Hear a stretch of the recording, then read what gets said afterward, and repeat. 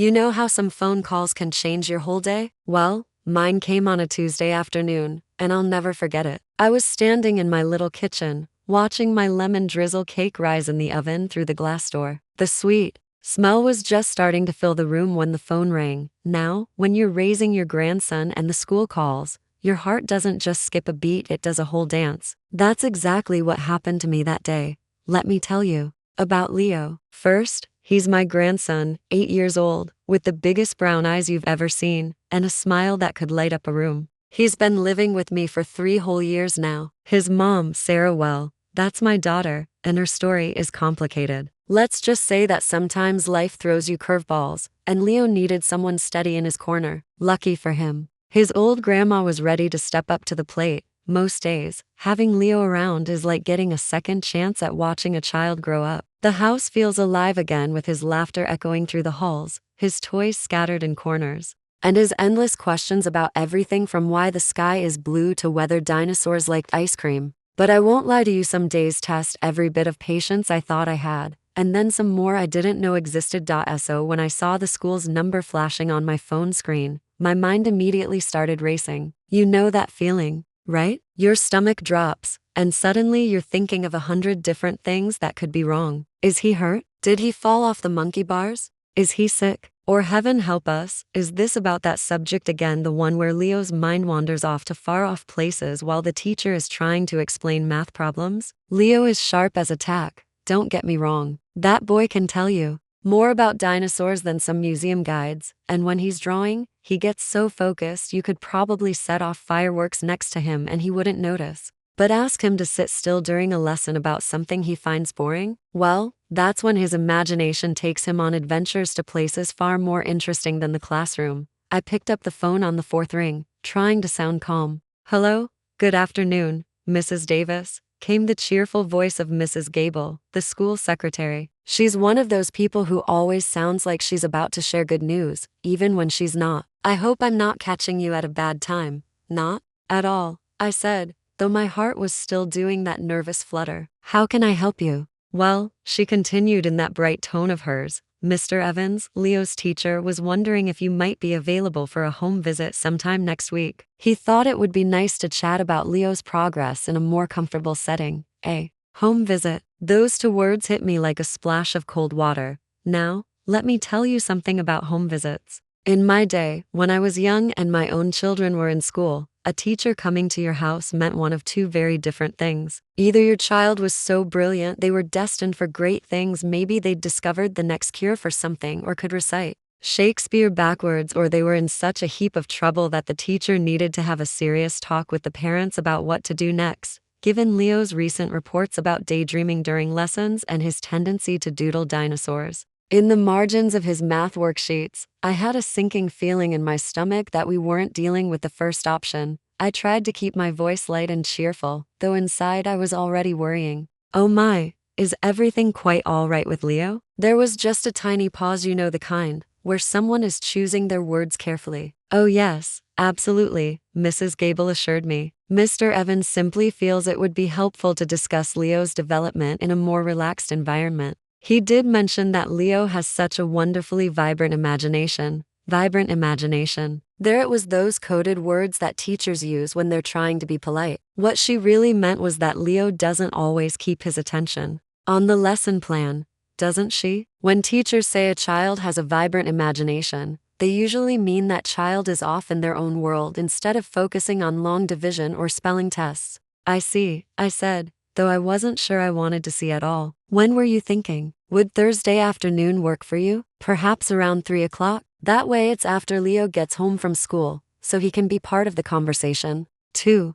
Thursday. That gave me exactly 2 days to worry myself sick and probably clean my house from top to bottom 3 times over. Thursday at 3 sounds perfect, I heard myself saying, though perfect was definitely not the word I would have chosen if I was being honest. After I hung up the phone, I just stood there in my kitchen for a moment, listening to the gentle, bubbling sounds my cake was making in the oven. The sweet lemon scent that had been so comforting just minutes before now seemed to mock me. Here I was, a grown woman of 58, and I was getting nervous about a teacher coming to visit. But that's the thing about caring for someone when it's about them. Everything feels bigger and more important than it would if it was just about you.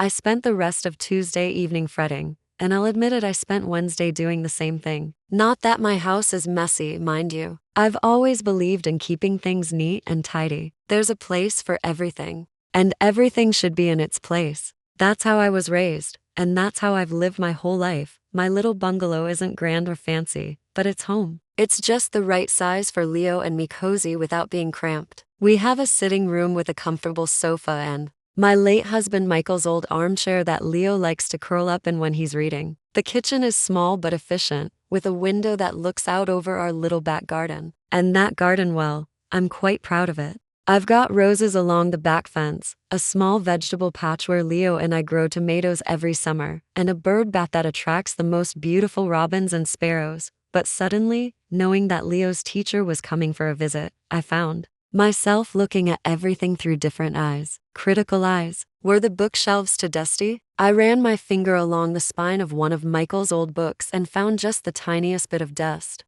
The sofa cushions, did they look plump enough, or did they look like someone actually lived here and used them every day? And what about Leo's drawings? I had at least a dozen of them stuck to the refrigerator with colorful magnets, dinosaurs in space, superheroes with capes that looked more like bed sheets, cars that could fly, and his latest masterpiece, a family portrait where he'd drawn himself, me, and for some reason, a giraffe wearing a hat. Were these charming examples of a budding young artist's creativity, or did they just look like clutter? I even found myself standing in front of the fridge, seriously considering taking them all down and maybe just leaving one or two of the better ones. But then I realized how silly that was. These drawings made me smile every single day. They were Leo's way of sharing his inner world with me, and I loved every single one of them, even the one where he'd drawn me with purple hair and what appeared to be rocket boots. Then there was the question of refreshments. Should I bake something special for Mr. Evans' visit? I considered making a proper cake, maybe a Victoria sponge or even a chocolate cake with buttercream frosting. But then I worried that might look like I was trying too hard, like I was attempting to butter him up with sugar and flour. In the end, I decided to keep it simple and make a batch of my shortbread biscuits. You really can't go wrong with shortbread. It's classic, not too fancy, but shows you've made an effort. Plus, they were my grandmother's recipe, and I'd been making them for so many years I could probably do it with my eyes closed. When I told Leo about Mr. Evans coming to visit, I was surprised by his reaction. I'd expected him to be worried or maybe ask if he was in trouble. Instead, he just looked up from the incredibly complex Lego spaceship he was building on the living room floor and said, quite matter-of-factly, "Oh, cool. Mr. Evans is really nice." "Is he?" I asked, settling down in Michael's old chair to watch Leo work on his creation. "Yeah," Leo said, carefully attaching what looked like a wing to the side of his spaceship. "He lets us read comic books during silent reading time if we finish our work early. And last week, when Tommy was crying because he missed his mom, Mr. Evans sat with him and told him funny stories about his own dog until Tommy felt better." Well, that was certainly reassuring. I'd only met Mr. Evans briefly during the last parent-teacher evening a few months ago. He was younger than I'd expected, maybe in his late 30s, with kind eyes and a genuine smile. He'd seemed enthusiastic about teaching, which was encouraging in these days when you hear so many stories about teachers who've lost their passion for education. But still, a home visit felt so official, so serious, so personal. Thursday morning arrived with a gray, overcast sky that looked like it might open up and pour rain at any moment. The gloomy weather seemed to mirror my own slightly anxious mood perfectly. I woke up earlier than usual and immediately started my pre-visit preparations. I cleaned everything that could possibly be cleaned. I dusted surfaces that probably hadn't seen a speck of dust in weeks. I vacuumed the carpets twice, just to be sure. I polished the coffee table until it gleamed, and I arranged and rearranged the magazines in a neat little fan pattern, at least for times. The scent of lemon furniture polish mixed with the sweet, buttery smell of the shortbread biscuits cooling on the kitchen counter.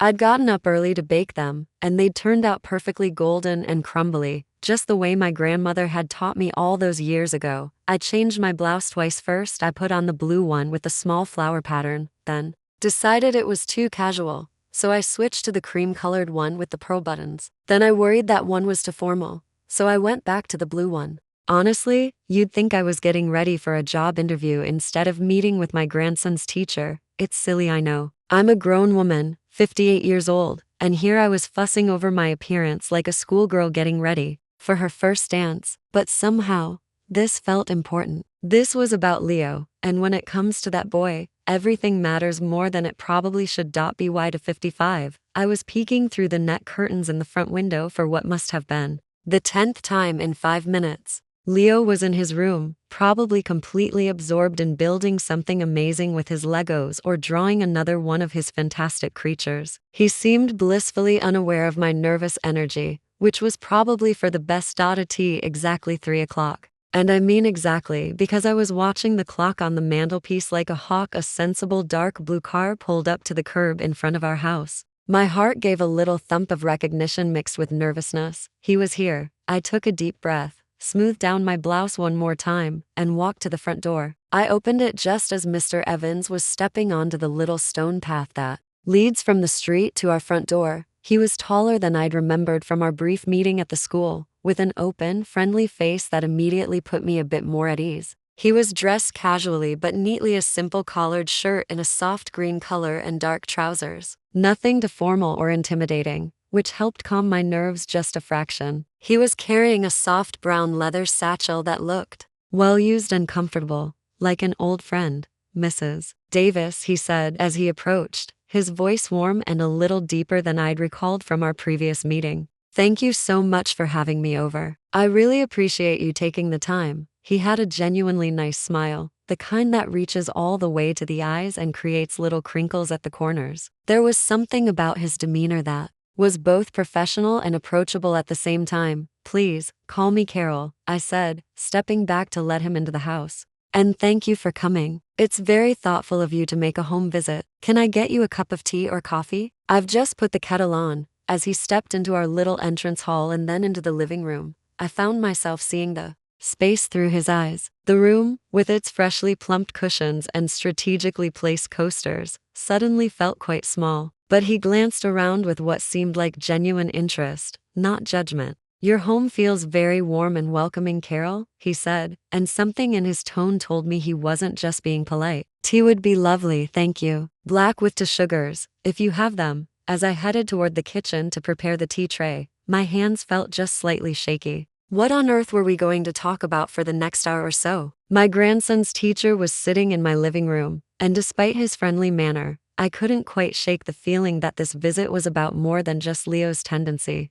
to let his imagination wander during math class. I arranged everything carefully on my best tray: the good china mugs that had been a wedding gift from Michael's aunt, the milk jug and sugar bowl that matched, and a plate of my shortbread biscuits, arranged in a neat circle. Everything had to be just right. When I returned to the living room, carrying the tray with what I hoped looked like confidence, I found Mr. Evans Daniel examining the collection of framed photographs on the mantelpiece above our small fireplace. There was the one of Leo as a chubby, smiling baby, all rolls and dimples. Next to it was a picture of my late husband Michael, taken just a few years before he passed, looking distinguished in his best suit. And there was a more recent photograph of Leo and me at the seaside last summer, both of us squinting into the bright sun and grinning widely, with the ocean stretching out behind us. Daniel turned as I set the tray down on the coffee table, making sure to use one of the coasters I'd carefully positioned earlier. You have a truly lovely home, Carol, he said, and again, it sounded completely genuine, not like one of those automatic polite phrases people sometimes use. It feels very lived in and loved, very welcoming. I poured the tea, concentrating on keeping my hands steady and not letting my nervousness show. Thank you, Daniel. I paused, then decided to use his first name as he'd suggested. Please, do call me Carol. Mr. Evans makes me feel like I should be wearing a suit and carrying a briefcase. He laughed at that, a genuine, pleasant sound. That helped ease some of the tension I'd been carrying in my shoulders. Fair enough. Though I have to say, Mr. Evans makes me feel like I should be grading papers and assigning homework right now. I smiled at that, a real smile this time, not one of those nervous ones I'd been wearing like a mask. All right then, Daniel it is. He accepted the mug of tea gratefully and took a careful sip. This is excellent tea. And those biscuits look absolutely homemade. They're beautiful. They are, I admitted, feeling a little flush of pride. Baking is a bit of a weakness of mine. Well, I suppose it's more of a strength really. It's one of the things I truly enjoy doing. Daniel picked up one of the shortbread biscuits and examined it appreciatively before taking a bite. My grandmother used to make shortbread when I was young, he said thoughtfully. Hers were wonderful, but I have to say, they were never quite this perfect. This is absolutely delicious. We sat for a moment in what felt like comfortable quiet. Him enjoying the biscuit, me sipping my tea and trying to read his expression, trying to figure out what kind of news he'd come to share. He didn't seem like someone who was about to deliver bad news though. His eyes, when they met mine across the coffee table, were kind and patient. So I decided to just dive in and get to the heart of the matter. Leo, I began, setting down my teacup with a small clink against the saucer. Is he all right? At school.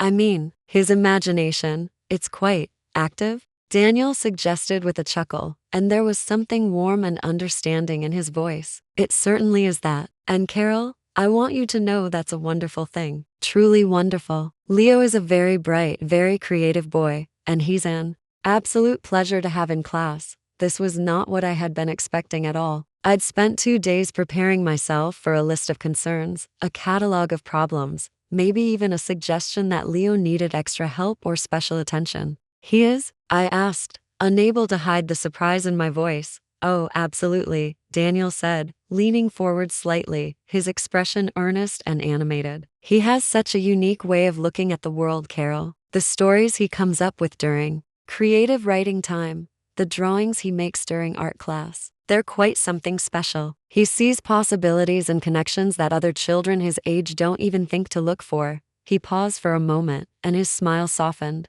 Just a little. There was a but coming, and we both knew it. But, he continued gently, he does sometimes find it challenging to, shall we say, anchor that wonderful imagination to the task at hand, especially when it comes to subjects he doesn't find immediately engaging or exciting. There it was. The reason for the visit, presented as kindly as possible, but still the reason nonetheless. I nodded slowly, feeling a mix of relief and recognition. Yes, I've noticed that at home as well. We have quite a few discussions about homework, especially when it comes to mathematics. Getting him to focus on his sums can be, well, it can be quite a challenge unless there's somehow a dinosaur involved in the problem. Daniel laughed, and it was such a genuine, delighted sound that I found myself smiling broadly in response. I've discovered that exact same thing. Just last week, we had a whole lesson on fractions, and I ended up having to create word problems about different types of dinosaurs sharing their food. Suddenly,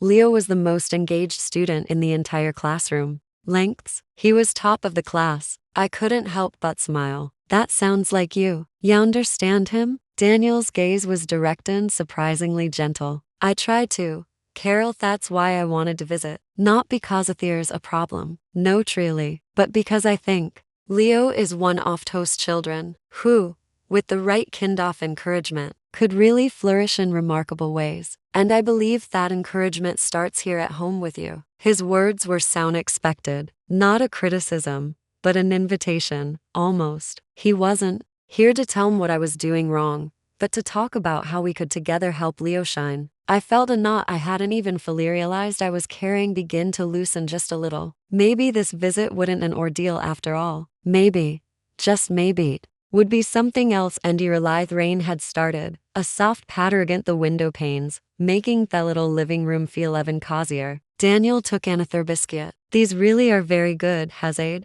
and I found myself beaming a little. We talked about Leo for a while longer, his friendships, his shyness and large groups, his surprising knowledge opera historic creator. Daniel didn't just talk, he listened. He asked thoughtful questions, not just about Leo's schoolwork, but about Leo as a person. He wanted to know what made him tick, what his worries were, what made his eyes light up. It was clear genuinely cared, not just as a teacher doing his job, but as someone who saw something special in my grandson. And Ash spoke. I found myself opening up, sharing little anecdotes about Leo, the funny things he said, the moments he made me heart swell with pride. Then the conversation shifted almost without us noticing. Perhaps it was the relaxed atmosphere, the rain drumming softly outside, or just the easy way Daniel had about him. He'd mentioned his own grandmother, and I found myself asking about her. She was a wonderful woman, he said, his eyes taking on a distant fond look. Asked a Reitler. She could weave magic with words. I think that's where my love for stories came from, and probably why I ended up teaching English. He smiled. She raised me for a good part of Michael Doomy.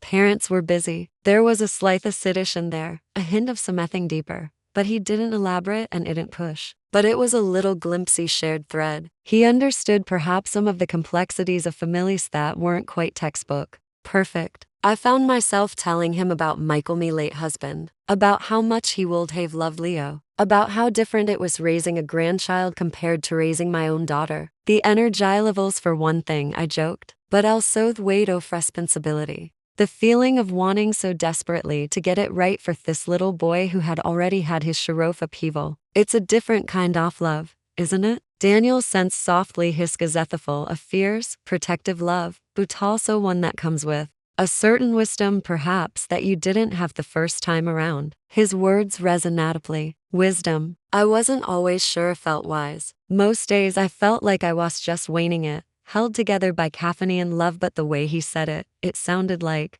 a compliment or recognition. We talked about books. He was an English teacher after all. He noticed said the overflowing bookcases in the corner or a reader, he observed. Always, I confirmed. It's been my escape, my comfort, me adventure, ever since I was a little girl. We discovered a shared love for certain authors, certain kinds of story-ish, recommended a few new ones he thought he might enjoy, and I found myself jotting them down on the back of an envelope, feeling a spark of an old enthusiasm I hadn't realized had dimmed a little. It was so easy talking to him. The initial nervousness had completely vanished, replaced by a comfortable equanimity, a sense of being truly seen and heard. It was as if a quiet understanding flowed between us, unspoken but palpable. He wasn't just Leo's teacher anymore. He was Daniel, a kind, thoughtful man who seemed to understand more than he said. The clock in the mantelpiece ticked on. Almost untasted plate of shortbread was significantly depleted, and outside,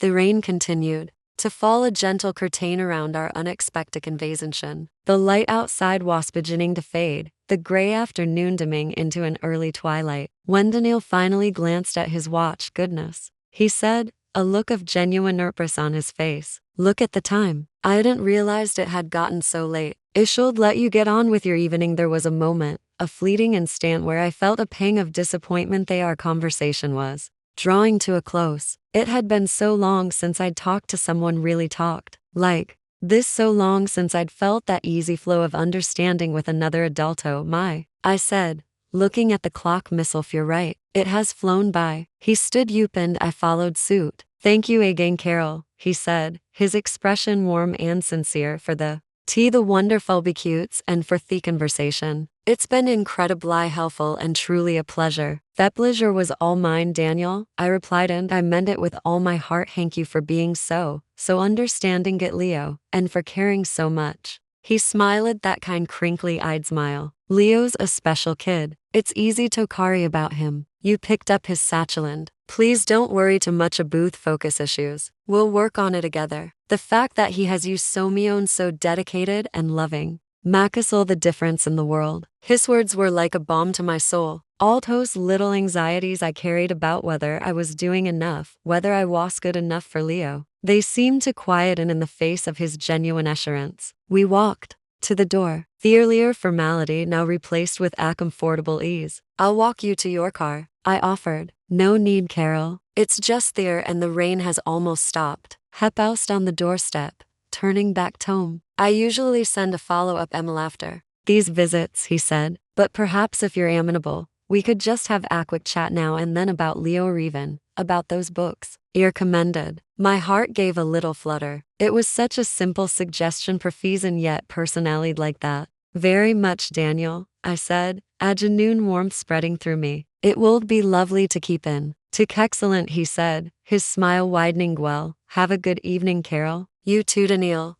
Drive safely. He gave a little wave and walked down the path to his car. He stood in the doorway watching as he got in, started the engine, and pulled away from the curb, his headlights scudding through the damp twilight. Only when his car disappeared around the corner did I finally close the door. I leaned against it for a moment, a soft sigh escaping my lips. The house felt quiet, but it wasn't an empty quiet. It was a stillness filled with the lingering warmth of our conversation, the echo of his kind words. My grandson's teacher came to visit, and what happened something I truly hadn't expected. He anticipated a discussion about Leo's school performance, perhaps some gentle criticisms, some advice on how to manage his vibrant imagination. Instead, I'd found a connection, a genuine human connection with a man who wasn't just a teacher, but a truly decent and insightful person. I walked back into the living room. Themig sat on the coffee table. The plate with just 2 shortbread biscuits left it looked cozy lived in. I picked up the envelope with the book titles he'd written.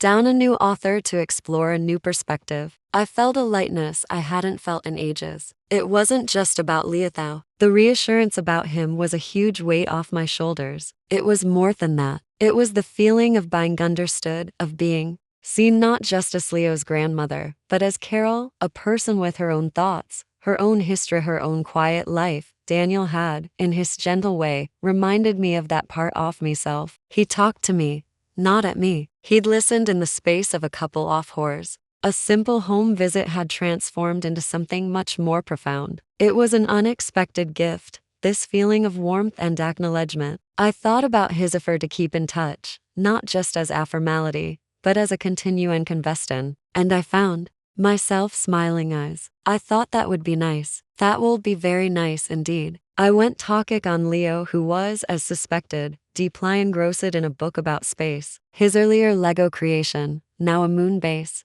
I looked up as I came in. Is Mr. Evans gone? Asked. Yes, sweetheart, he's gone. Was he in trouble? He asked, a slight worry in his eyes. I sat on the edge of his bed and smoothed his hair. Nope, darling. Note at all. Mr. Evans thinks you're pretty special. Leo beamed. He's a good teacher, declared. And I thought, yes, he is. He really is. But more than that, he was a good man, and his visit had, in its quietunisming way, brought a little bit of unexpected sunshine into my ordinary afternoon, a sunshine that felt like it might linger for quite a while. It was a surprising turn of events, the kind you don't see coming, but the kind that leaves you feeling a little bit richer, a little bit more connected to the world, and you know what? It was wonderful.